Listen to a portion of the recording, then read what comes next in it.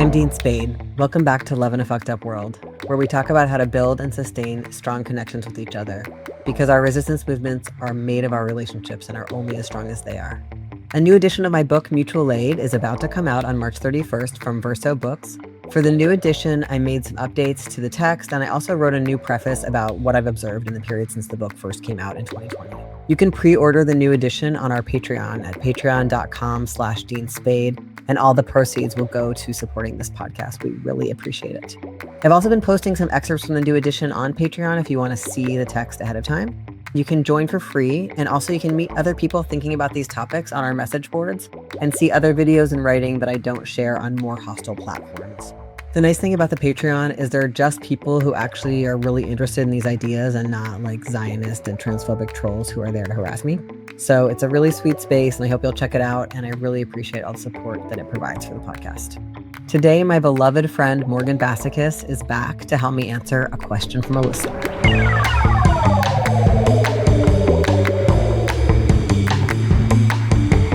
Welcome back to the podcast, Morgan Bassichis. Hi, Dean. I was just thinking about how sometimes when you introduce yourself to people, if my memory serves me, you tell them that your last name rhymes with masochist. That's right. I do. It's very effective. It's effective. Mm-hmm.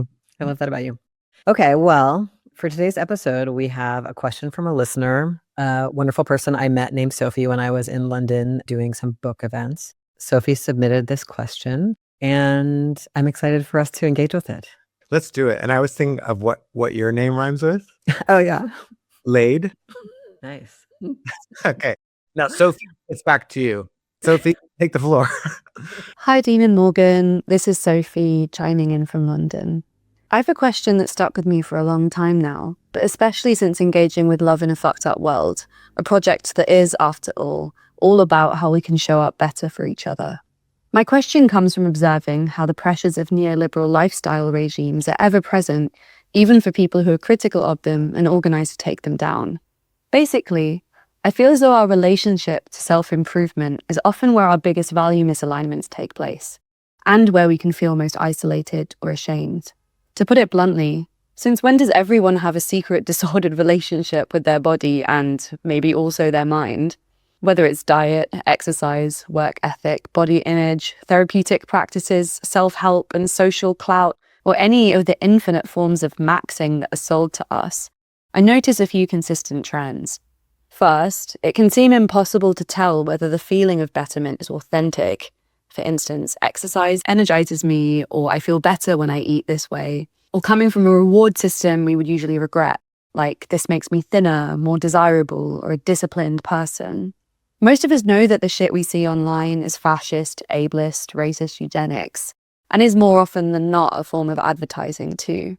But I also think we want to believe that we're critical enough that our motivations are innocent, even as we derive pleasure from feeling like the agents of our own optimization. Second, there's a clear element of compulsion or possibly addiction at play here. Whether or not we're choosing a diet, exercise, or therapy routine for, quote, the right reasons, how present is our agency really if we feel afraid or unable to give them up? Not to mention that our need to control routine details goes up exponentially when we feel out of control in other areas of our lives. Lastly, I think we tend to navigate these compulsions in extreme isolation, or at least keep them between ourselves and our algorithms. I notice that I feel secretive and protective of the things I do in private, as though sharing the truth about my habits will out me as a hypocrite, or, maybe worse, mean I have to stop. To sum it all up then, because that's really long, how do I kill the fascist in my head when part of me believes she's making me better? Really looking forward to hearing you chat this one through. Let's debrief Sophie's question, please, if you'd like. Yeah, let's. Okay. So the first thing that came up for me when I heard Sophie's question was about kind of like overworking in our work on ourselves. I think Sophie's suggesting that there's a way that, like in neoliberalism, we're required to manage ourselves. Like we're kind of like, I'm supposed to blame myself for things that are actually produced by a brutal society. So like, instead of thinking, wow, I live in a horrible economy that doesn't give people access to the things they need, I'm supposed to be like, I need to get more gig jobs and work harder and make myself more appealing on Instagram. Or instead of thinking that my health issues are related to like pollution and like a shitty food system and a bad healthcare system, I'm supposed to like manage it all through exercise or something. There's a kind of like push to the individual. And yet we do want to work on ourselves and our healing and ask ourselves deep questions about our relationship to things and our suffering. And we don't think there's nothing we can do, even though we want all the structures to change. And so I think Sophie's question, part of it for me lives in there. Like, when am I forgetting that the conditions are producing this, that a lot of the feelings and experiences I'm having, a lot of people are having, not blaming ourselves for the conditions, even if we want to work on our relationships to elements of our suffering or like try to find liberation from, stuck places. That was the first thing for me. I'm curious what landed for you first. Yeah. I think part of what I heard in the question was like how confusing it is to be a person and to be a person in the world and a person in this world in this time.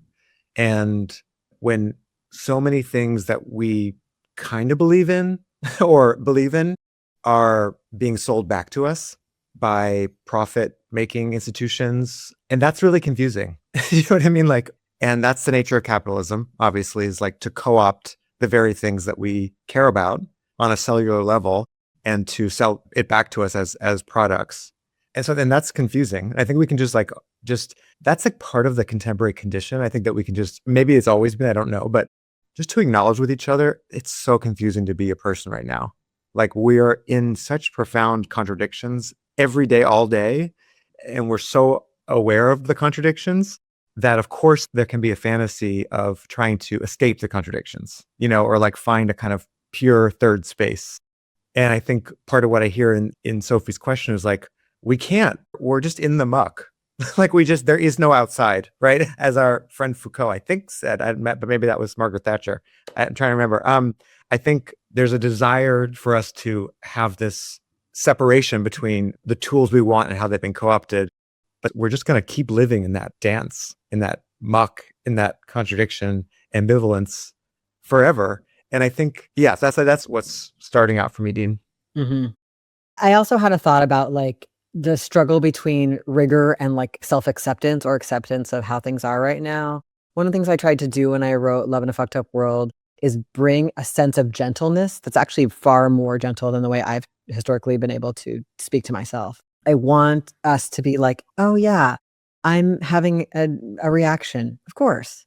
Oh yeah. Like, it's just like, because when we are also like, I'm so bad for having this reaction, then it's even harder to, find a way through the experience that's aligned with how I want to treat others or myself. It's like the harshness can make it worse. So that kind of line around like self-acceptance and rigor, I also think about that a lot for myself with like health and chronic health issues. Like, well, maybe I just need to do like 600 other like really restrictive diets or exercise routines. And like, if I'm not getting those things done and I'm having an experience of symptoms, then is it my fault? This kind of thinking. And I see this a lot with friends with, all kinds of health issues. And I've also seen this with like when someone gets COVID, like there can be a lot of self-blame, oh my God, like, could I have been more careful? It's just like there's intensity. And the reverse of that is I think that in the queer subcultures I'm in, we are not like this about sexually transmitted infections. It's kind of amazing. Like, if someone I'm dating or I get a sexually transmitted infection or somebody I'm friends with, there is a very deep, like, I am here to help you not feel shame about that and not be anti-sex. And also, manage this or think about if you have a certain reason you really want to make sure not to get that one again or whatever. You know what I mean? Like, it's not as if there's no steps that we can take or that we want to take sometimes. Yeah. So I kind of wish that ethic were present, that kind of self-acceptance, also agency. Like, I just think it's a really hard line to not overwork and over self-blame, but also still feel like, yeah, I can do stuff about things if I want to.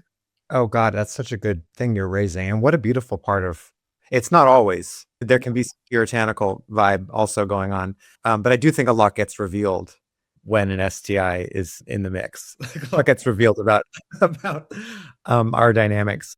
And I think part of what I hear you saying is like, we've done a lot of work to try not to pathologize how we feel good. And we want each other in our better moments. We've a lot of pathologization but we've done some work to try to get out from under the pathology of sexually feeling good. And I think that can be confusing and that can guide us in other parts of our friendships of like, I want what you feel good in. Like, I want you to keep following the things that feel good to you. The fear is that that'll become a kind of individualism or like libertarianism or something that's like, fuck everybody else. And I'm just going to get mine. And I think even that fear is an individualization of a collective fear. Like, even if you are individualistic, Dean, and even if I don't agree with how you're doing your relationship to feeling good and your relationship to self-optimization, you changing won't resolve the conditions. And I think sometimes on the left, we can feel like if I get the perfect politics or I get the perfect relationship between rigor and acceptance in politics and interpersonal, somehow my individuality will transform the world and our if we're perfect enough together. And I think that's something for us to interrogate. Like, no, even if all of us get this balance right, it's still, maybe we can do more magical things together, but like, it still won't resolve the conditions that we're living inside of. So I'm not sure if any of that makes sense, Dean. Does any of that make sense? Yeah, it does. And one thing that really rings for me about that delusion is about how anti-racism has been managed at an individual level. So I think this was like this critique has come out a lot, like a kind of a mistake of the emphasis at times on like anti-oppression workshops, is that it actually often instructed white people to try to not say the wrong thing so they could be good enough rather than to try to end racism in the world. Like there can be of course, we're so insecure as we, realize how awful the, ways we've been enacting the societal norms are. And it can become like so focused on oneself as to be like completely ineffective. I think there's another piece too about, it's like, I want the right amount of self-acceptance about, like I'm a person who has these, I'm likely to have these reactions again because of stuff that's happened to me in my life or way I've been raised or whatever. But I also want people who love me to help me point out patterns, and I want to find my way out of stuck places and cycles that like I keep going through again and again.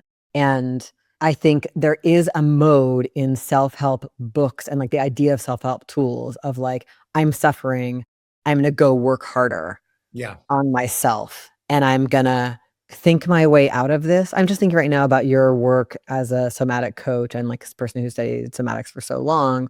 I think one thing that I've observed is that I often use certain self-help tools and had insight about my repeated behaviors and patterns and thought processes, but I couldn't change what I was doing. Yeah. And I think something that had drawn some people to somatics and other tools is like, what does it take to get from like knowing I do this to not doing it if it's not working out for me? Anyway, maybe that's an aside, but that just also brings that up. No, I think that's such a good, and I can even do that with the body. Like we can do that with anything. Yeah. We can turn it into insight and turn it into like, we can fake our way through anything, you know what I mean? And I think I'm always like, what's the simple thing that we're scared to do? Or what's the simplest thing that is scary? For me, often that's like telling somebody the feeling that I'm ashamed of, or doing the thing with myself that seems painfully obvious.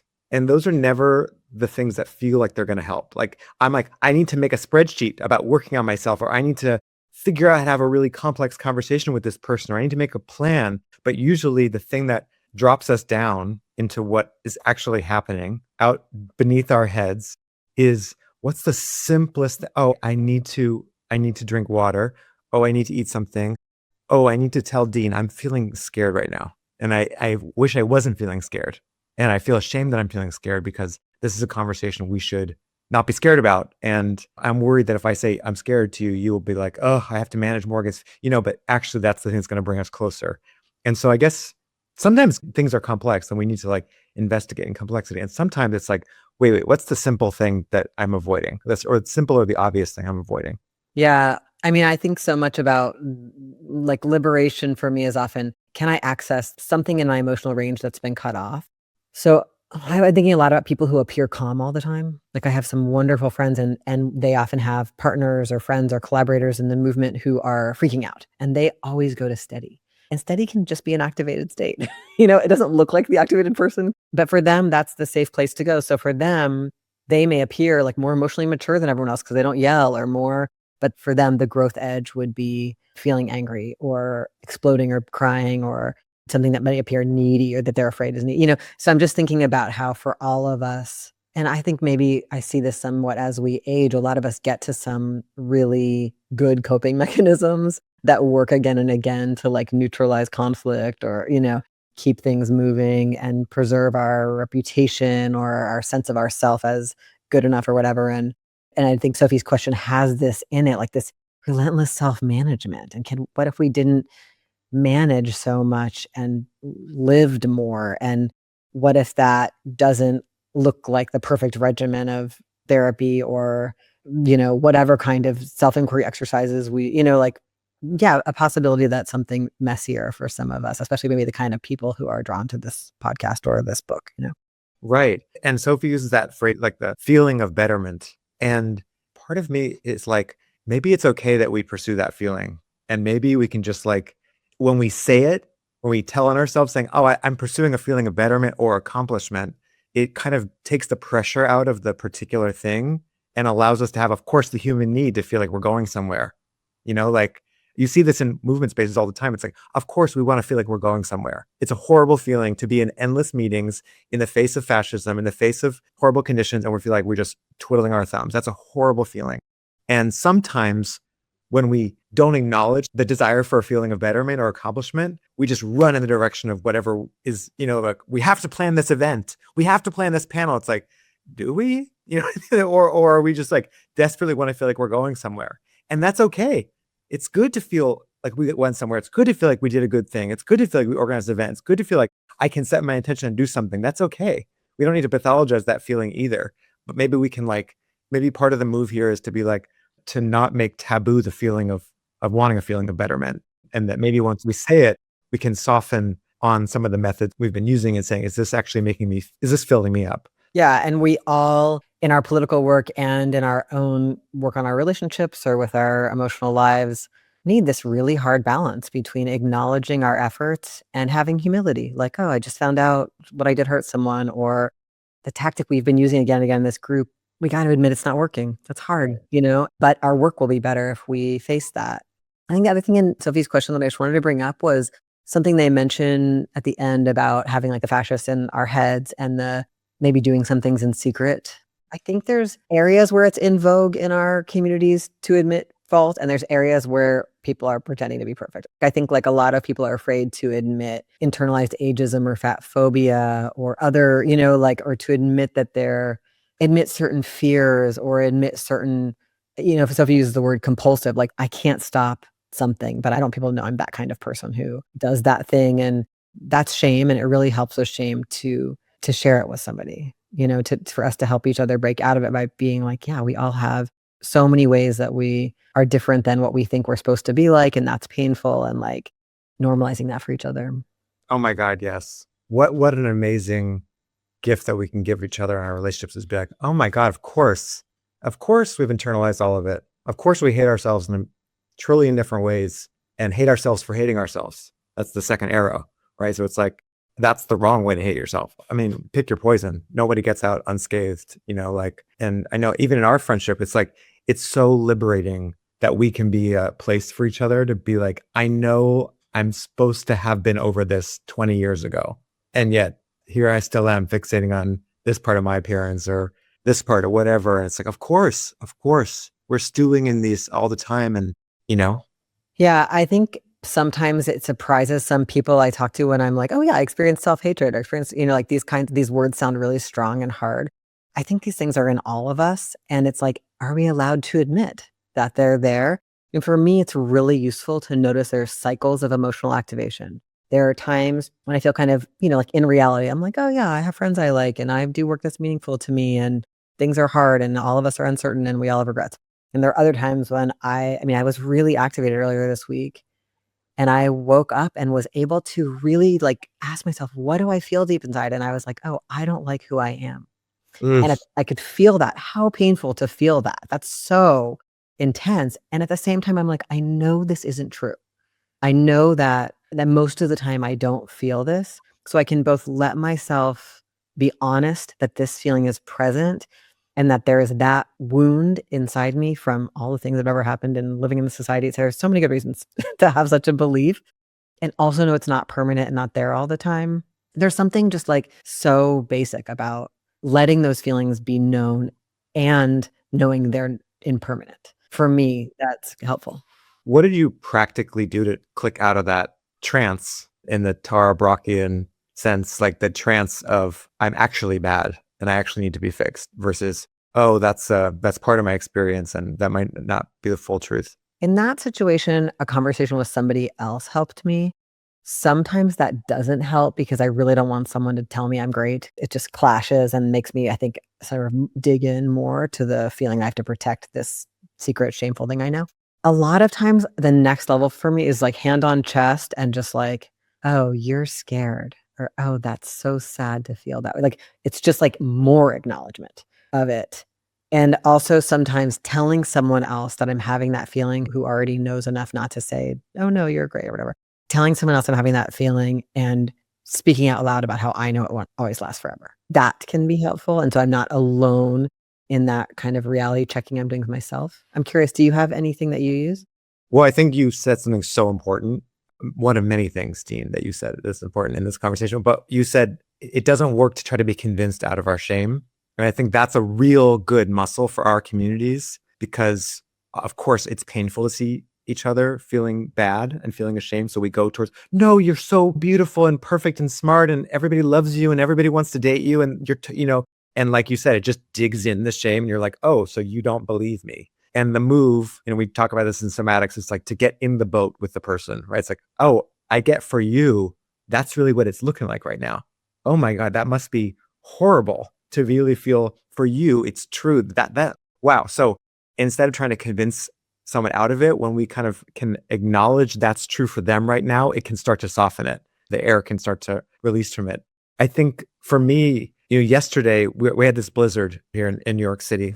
And so my brain went to, I should download Grindr. I should download Grindr and I'm going to have an incredible romance. And I had been off Grindr for weeks and been like, oh my God. And I'm telling everybody, I'm off Grindr. Wow, it's amazing. I'm cured. You guys, I figured it out. I sort of go into this, I'm done. You guys need to join me over here in enlightenment. And then just like an alcoholic with the first drink, I'm just like, suddenly I'm on my couch and I'm entranced for 24 hours in this screen that's making me feel horrible every time. Because you can see who's looked at you and who didn't like you or whatever. And each one is just like a knife to the heart. And I'm like watching myself do it. I'm watching myself in this total trance. You can call it compulsion. You can call it binge. You can call it bender. You can call it whatever. But also I'm trying to find someone to have sex with, like on it's a snow day. It's like, that's not like, again, we want to like, what's the puritanical thing? That's great. And the cost for it was I lost a whole day looking at the computer and feeling horrible. And the issue is not the sex part. The issue is like, I have a compulsive relationship with that app that it's like the window's open and it's raining. And I'm like, why is it all wet inside? It's like, oh my God, I can't do this. So your question, what can I do? I did say, oh, I'm doing a thing that makes me feel horrible. This is making me feel horrible. And of course, there's a part of me that's like clinging. Don't delete it yet because I haven't gotten the thing that I want. And it's like, I deleted that and Instagram from my phone. And immediately the windows closed. And I'm like, oh my God, it's like I was possessed. It's like I was possessed and suddenly it's left my body.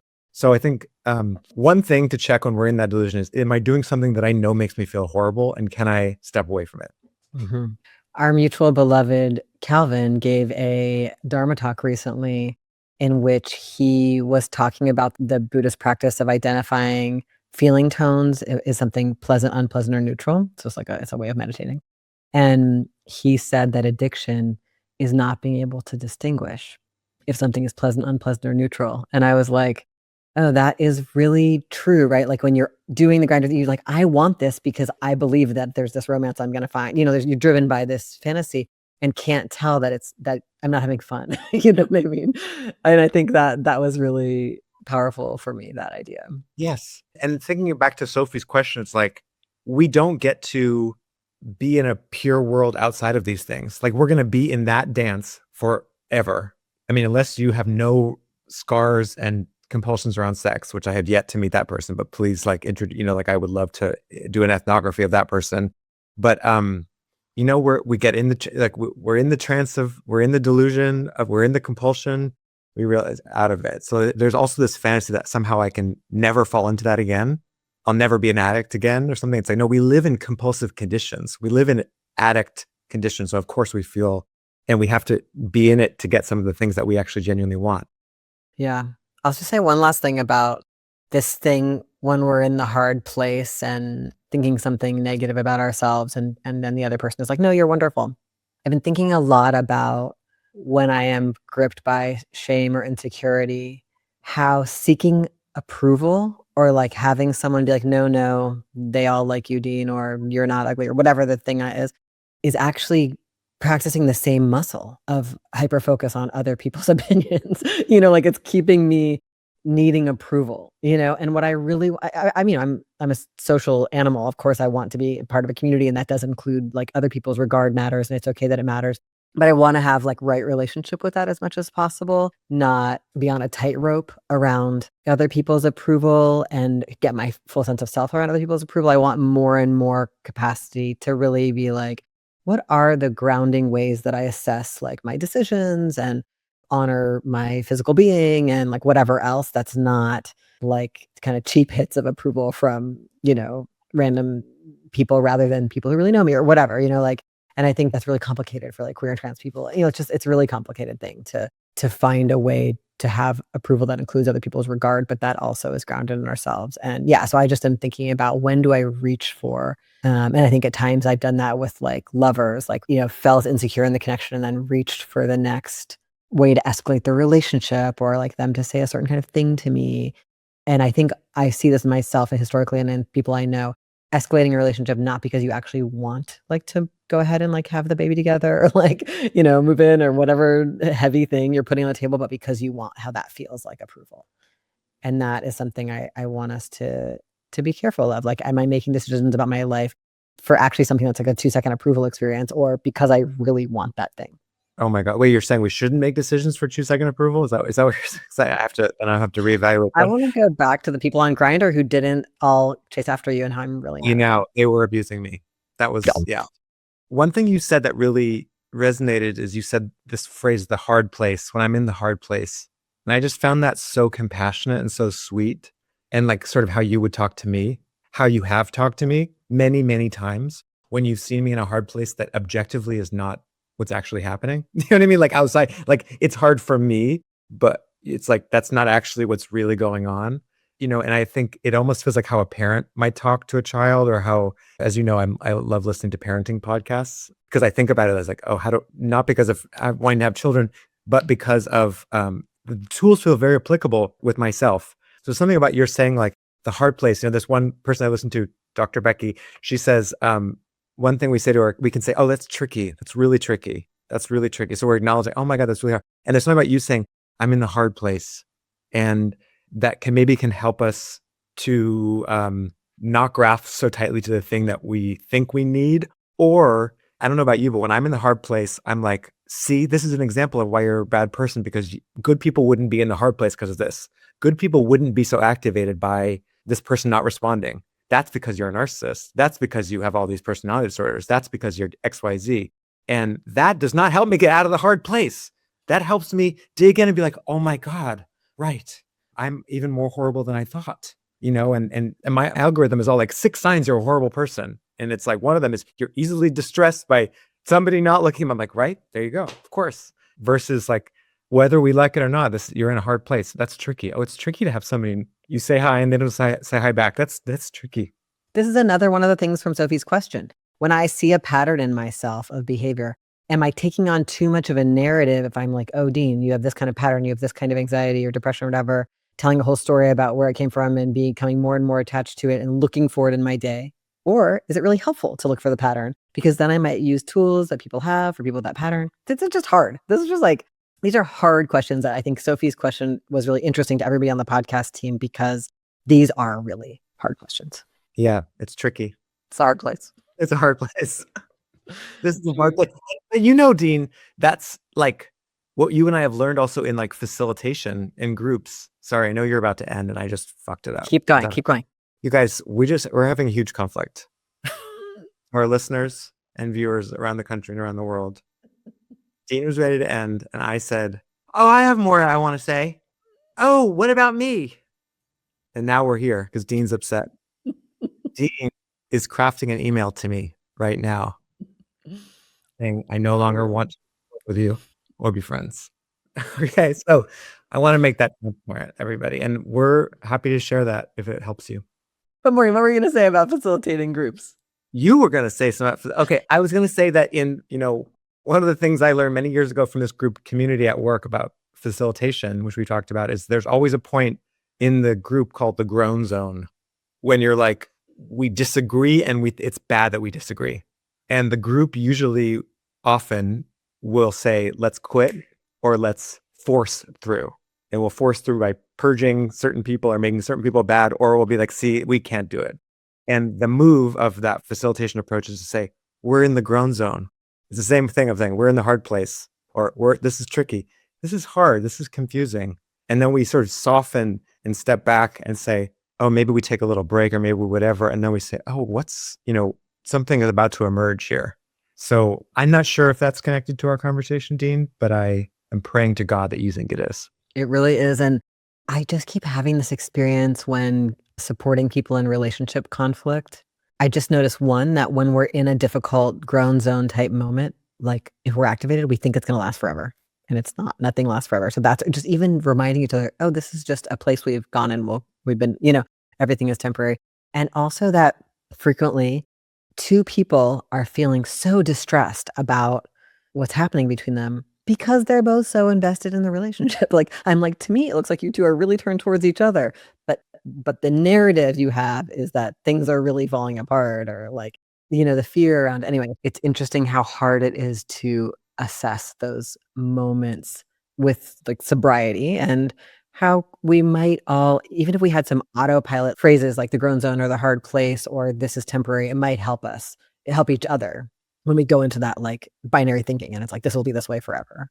Yes. And then I think what you just said is so important as the second part of that move of this is hard, is to say, it seems like you really care about the underneath. What's the underneath? If it was pursuing betterments, like, it seems like you really care about feeling better and less stress in your relationships, or you really care about being closer to your people. You really care about feeling good in your body. Like, what's the underneath that someone cares about? Or, wow, we really care about doing the most effective thing in our group. We really care about making the maximum contribution.